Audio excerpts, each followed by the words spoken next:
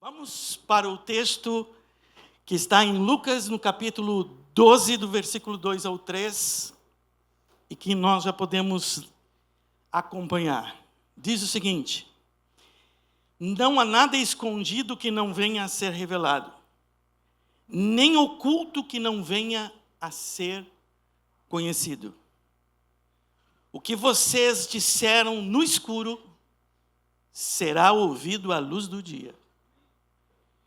O que sussurraram nos ouvidos dentro da casa será proclamado nos telhados.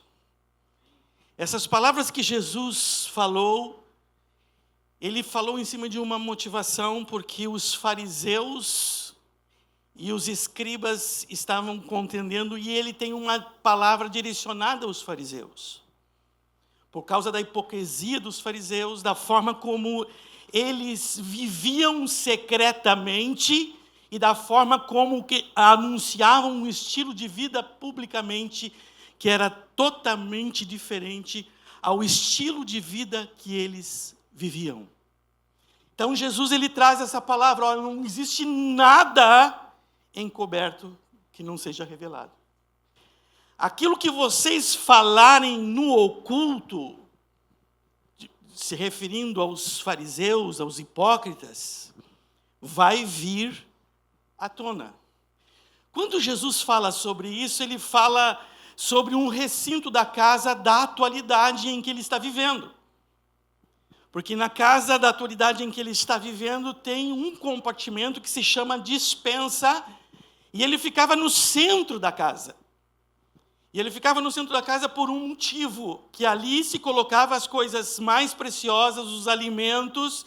Ali ficava difícil o acesso de qualquer pessoa tentar roubar de fora, derrubando alguma parede, fazendo algum buraco. E ali também era o lugar que se falava as conversas mais secretas. Porque era um lugar hermeticamente fechado, e ali era o lugar dos segredos. Então, Jesus está ensinando que coisas ditas e feitas no secreto se tornarão públicas. O que é feito no secreto se tornarão públicas. Por quê? Porque todas as coisas estão reveladas diante dos olhos de Deus. Diante dos olhos de Deus não tem o secreto, não tem o se esconder. Diante dos olhos de Deus, tudo está revelado. A Bíblia diz que os olhos do Senhor estão em todo lugar. E eu quero nessa manhã dar um título a essa mensagem. Com base a esse texto, abrindo a caixa preta. E quando talvez muitos de vocês já tenham pensado sobre o título dessa mensagem, abrindo a caixa preta, você sabe que as aeronaves, elas têm o que chamam de caixa preta, que não é preta, é laranja, né? Mas eles chamam de caixa preta, porque uma vez que a aeronave venha a cair no mar ou em alguma selva, aquela caixa preta ela tem uma resistência suficiente para aguentar qualquer tipo de impacto ou explosão. E no momento que isto acontece, eles procuram a caixa preta para saber o que aconteceu no decorrer que veio aquele acidente a ocorrer.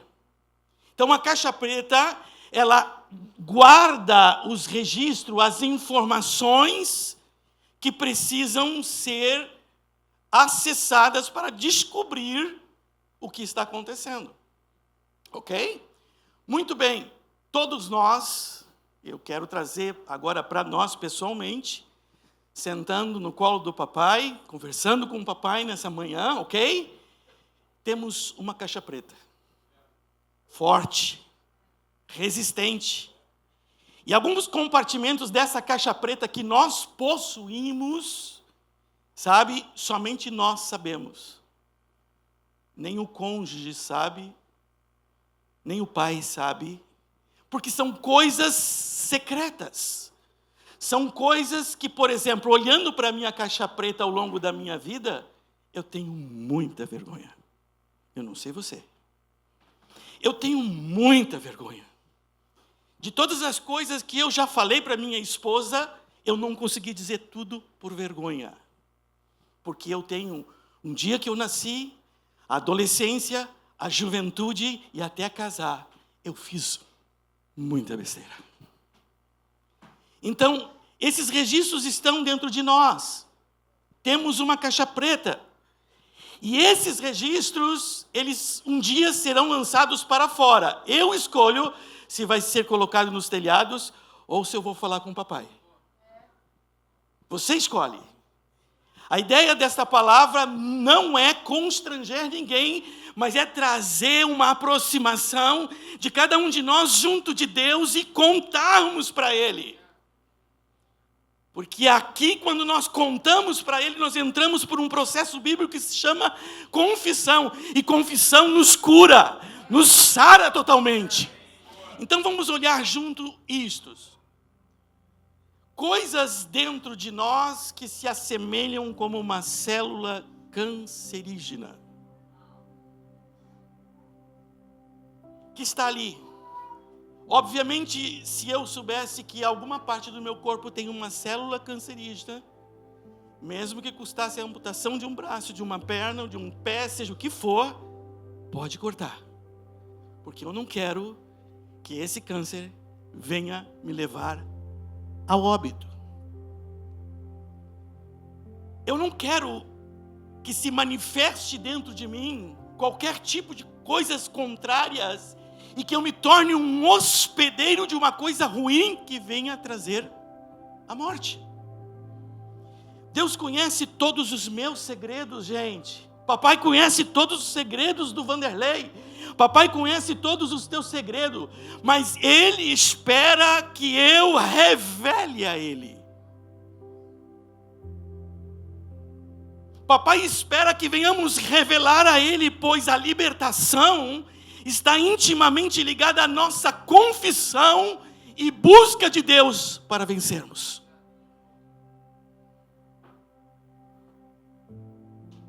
Fraquezas são pontos vulneráveis que eu possuo. E se algum dia você encontrar alguma pessoa que você possa dizer, essa pessoa é grandemente usada na mão de Deus, e essa pessoa disser para você que não tem uma fraqueza, cuidado, não é verdade. Fraquezas são pontos vulneráveis em nossa vida e precisam de muito cuidado, muita atenção. Há uma coisa importante que você precisa gravar: nós não podemos administrar fraquezas. Não tente administrar fraquezas. O que nós temos que fazer é confrontar as fraquezas e tratá-las como uma célula cancerígena. Eu preciso extirpar este mal de mim. E como que eu faço isso? Eu faço isso, ou você pode começar a fazer isso, ou continuar fazendo isso, construindo com a palavra de Deus muros de proteção, transformando estas rachaduras em partes intransponíveis para o mal. Na nossa casa nova, eu atendi a empresa de segurança, e eu levei eles pelo prédio, e eles disseram para mim: você tem que colocar alarme aqui, você precisa colocar alarme aqui. Vamos colocar um alarme também na porta, para se alguém tentar abrir, aí vai disparar o alarme. E aí você percebe o quê? Você percebe que a fragilidade do prédio não está nas paredes, e sim nas aberturas. A fragilidade em nossa vida não está no todo, mas está em partes, que podemos chamar de rachaduras. Coisas não tratadas, não confrontadas, um dia vão produzir destruição. Um dia vão produzir morte. Temos que enfrentar nossas fraquezas como um gigante a ser derrubado. Eu lido com a minha diariamente. Pastor, como é que você está dizendo um troço desse? Eu sou de carne e osso, eu sou humano, eu sou crente que nem você.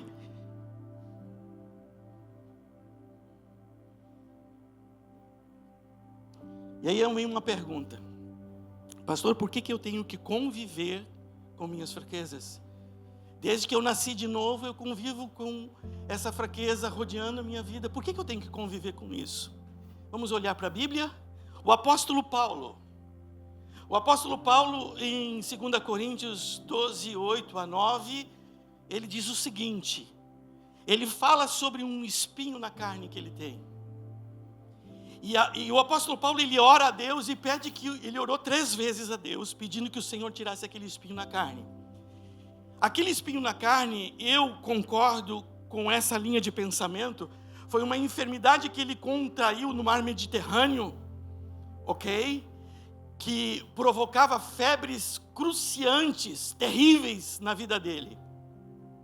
E essa enfermidade lhe causava muito desconforto, ele sofria muito. E ele pediu por 3 vezes ao Senhor para que o Senhor tirasse esse espinho na carne dele. Sabe qual foi a resposta de Deus? Não. Quando Deus diz não, basta, gente. A resposta de Deus sempre é boa. E um não de Deus é excelente. Porque o não de Deus é para nos preservar. Nem sempre o sim de Deus é aquilo que precisamos ouvir. Precisamos ouvir uma resposta da parte de Deus. Seja sim ou não, nós estamos debaixo da direção dele. E então o apóstolo Paulo, ele ouve da parte de Deus: Paulo, eu não vou curar você. A minha graça te basta. E o meu poder vai se aperfeiçoar na tua fraqueza.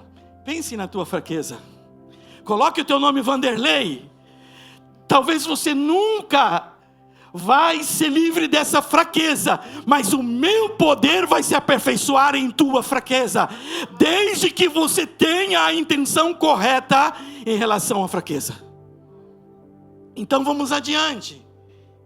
A fraqueza de Paulo fez com que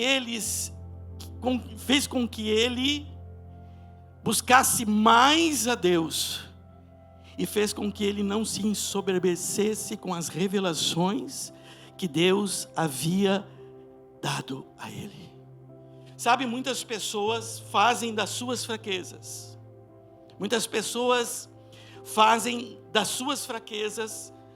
um ponto inflexível e determinante para se tornar um vitorioso. Muitas pessoas fazem da sua fraqueza como pedras, não para construir sua sepultura, mas para fazer degrau para chegar mais perto de Deus. Você pode, como eu, pode ter uma pessoa aqui que não se encaixe dentro disso, mas eu acredito que todos nós temos uma fraqueza. Mas você pode fazer da tua fraqueza e dizer: Senhor, esse vai ser o degrau que eu vou pisar todos os dias para subir mais na tua presença. Outras pessoas acalentam as suas fraquezas, pensando que Deus não está vendo, e passam a viver uma vida dominado por suas fraquezas. Porque em primeiro momento a fraqueza se instala na mente, e depois de alguns tempos, com o tempo, o diabo pega essas fraquezas e te aprisiona, e me aprisiona, e começa um processo de destruição, e aquilo que eu vivia com Deus, eu deixo de viver com Deus e passo a ser aprisionado.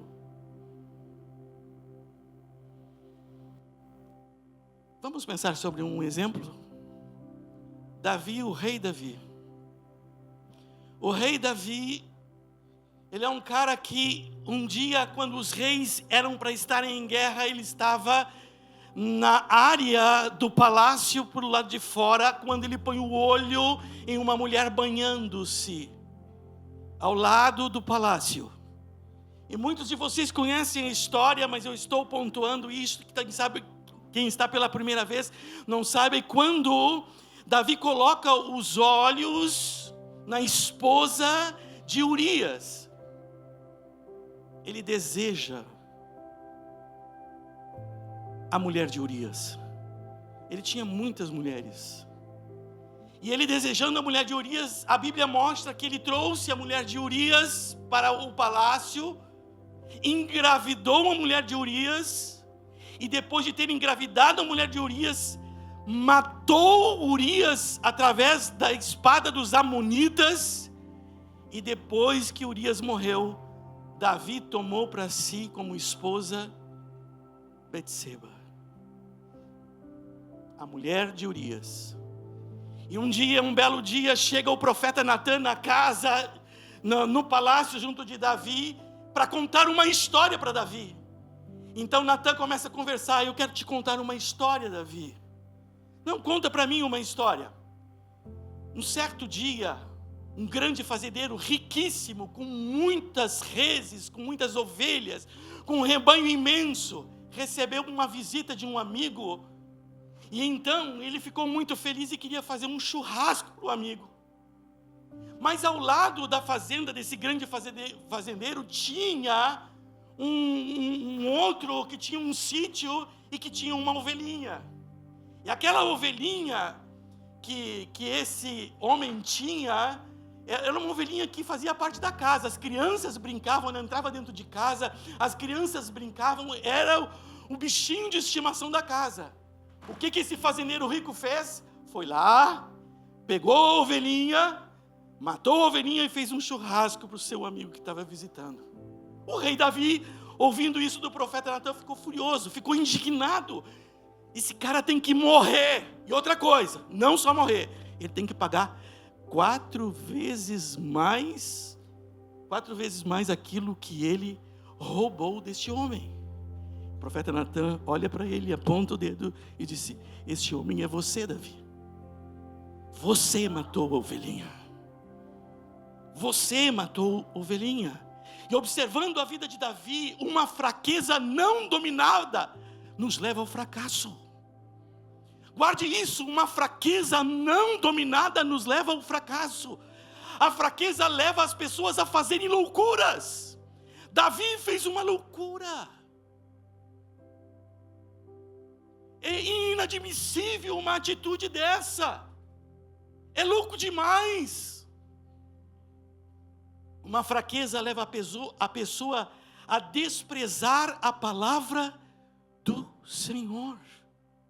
Papai está nos chamando, dizendo: filho, eu conheço as tuas fraquezas, mas eu quero que tu me conte as tuas fraquezas, porque papai quer te ajudar. Papai não quer que você vá ao fracasso. Papai quer te levantar. Papai não quer que você morra. Papai não quer que você seja dominado por essas coisas. Papai quer que você seja feliz.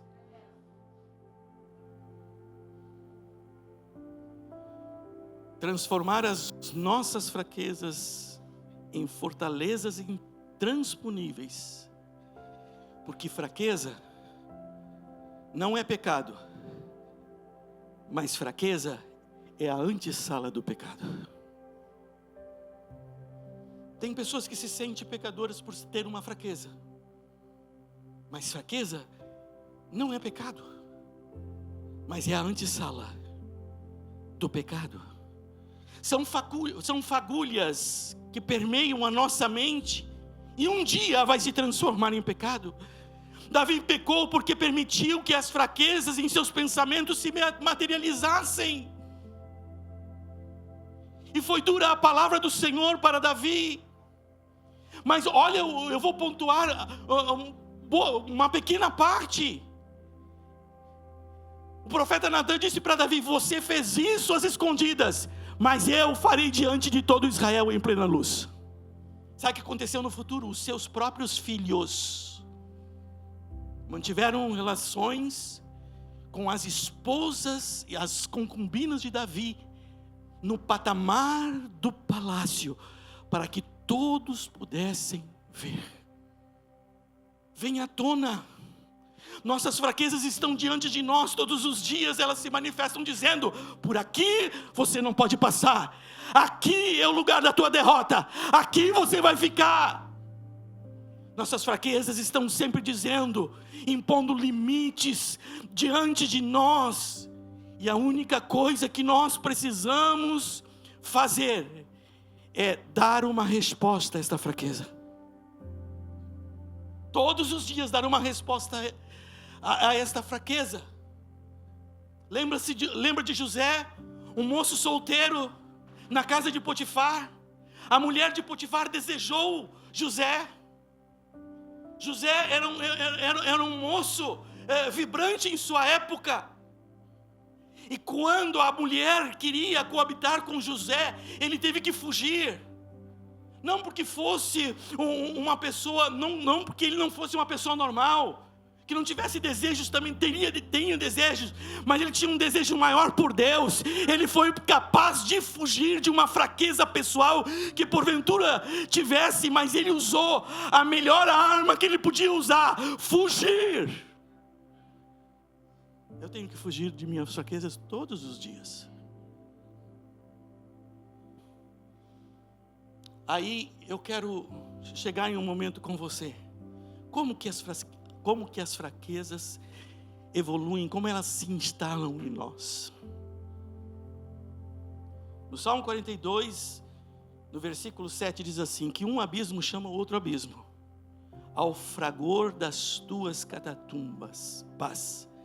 Todas as tuas ondas vagas passaram sobre mim. Sabe, a negligência no nosso relacionamento com Jesus faz com que as fraquezas nos dominem. Jesus está sempre pronto, você não precisa entrar em fila. Em qualquer momento, você não precisa vestir uma roupa para falar com Ele. Você não precisa sair do banheiro ou do chuveiro para falar com Ele. Papai está lá junto. Ele conhece os nossos pensamentos, o nosso coração. Ele está pronto a nos dizer o que nós podemos fazer para que aquele dia seja um dia de vitória. Para que as coisas ocultas e segredos dentro de nós não nos envergonhem. Não envergonhe nossa família, não envergonhe as gerações que virão, mas que quando nós tombarmos, quando o corpo tombar, o Senhor possa olhar para aquele corpo que tombou, para aquela pessoa e dizer: esse se deixou trabalhar por mim. Esse se entregou e se deixou trabalhar por mim. Por isso ele pode dizer: combati o bom combate, acabei a carreira e guardei a fé. Deus conhece meus limites. Deus conhece os teus limites. 1 Coríntios capítulo 10, versículo 12 diz o seguinte: assim, aquele que considera estar de pé, cuide para que não caia. Não olha só, preste atenção nesse texto. Não sobreveio a você tentação que não fosse comum aos homens. Mas eu sou tentado. Nunca virá uma tentação maior do que aquela que você pode suportar. Nunca virá uma tentação para mim maior do que aquela que eu possa suportar. E quando vier a tentação, diz o seguinte: Deus é fiel. Ele não permitirá que você seja tentado além do que você possa suportar. Deus não tenta. A tentação não vem de Deus. Mas Deus não vai permitir que você seja tentado além daquilo que você possa suportar. Olha o que ele diz: quando vocês forem tentados, Ele mesmo providenciará um escape para que a possam suportar. Papai está dizendo: eu tenho um escape para você. Filha, eu te conheço, conta para o papai. Eu preciso ouvir dos teus lábios, diz para o papai isso. Eu já sei, mas conta para o papai. Vai ser libertador para ti, e eu vou te fortalecer.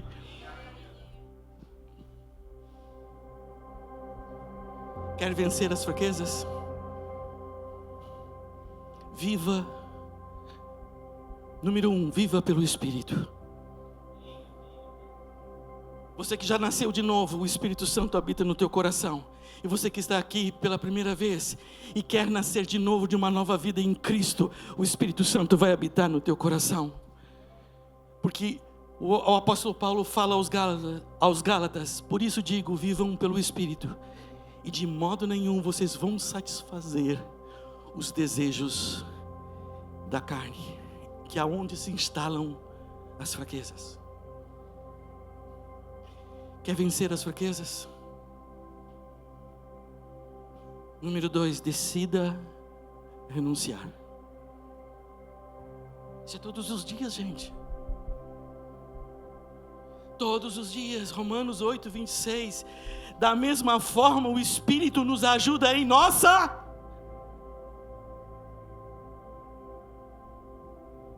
Da mesma forma, o Espírito nos ajuda em nossa fraqueza, pois não sabemos como devemos orar, mas o próprio Espírito intercede por nós com gemidos inexprimíveis.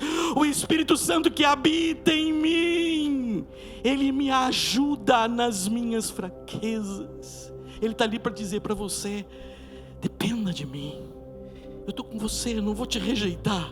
Não se sinta pecador ou pecadora, não se sinta apartada dos meus olhos, não se sinta apartada dos meus braços. Eu vou te ajudar, eu vou te fortalecer nessa área que você sofre, eu vou fazer com que você cresça, eu vou fazer com que você me conheça mais. Pisa nesse degrau, sobe um pouquinho mais na presença de Deus e eu vou te fortalecer. E a grande decisão é o ponto 3. Depois de renunciar, você tira a força da fraqueza. Uau, o que é isso? Tire força da fraqueza. Esse texto é tremendo. Hebreus capítulo 11, versículo 32 a 34.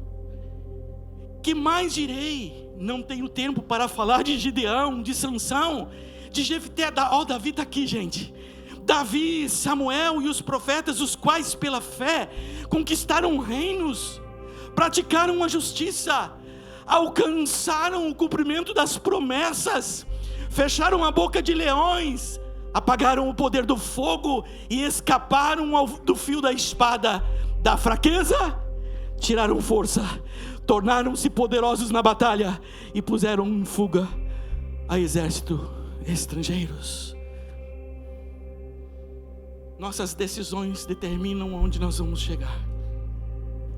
E papai está dizendo: eu tenho todas as ferramentas que você precisa para tirar dessa fraqueza força, para não ser mais um que fique no meio do caminho, para não ser mais um que seja envergonhado por pessoas que você ama. Porque Deus não quer trazer ao telhado. A igreja não foi chamada para publicar o erro das pessoas. A igreja foi chamada para proclamar a salvação, a restauração, a cura da doença física. E Jesus Cristo curou a grande doença do pecado. Eu quero que você nessa manhã se sinta no colo de papai. E que você possa dizer para o papai nessa manhã, não em voz alta, mas no teu espírito: papai, eu tenho tanta vergonha, mas eu preciso te contar. Porque sabe, quando você chega diante do papai, você não sente a repreensão dolorosa, mas a repreensão restauradora. E é isso que papai quer fazer com você. Antes de você ficar em pé, eu queria curvar a minha fronte com você. Por se tratar de alguma coisa que é muito pessoal, nós estamos em família e nós estamos diante de um pai que ouve no nosso espírito, porque ele disse ainda que enquanto não houver ainda uma palavra em tua boca, Ele já conhece. Então no teu espírito você pode falar. Esse é teu tempo. Diga para o papai. Conta para ele. Depois você continua essa conversa com ele em casa.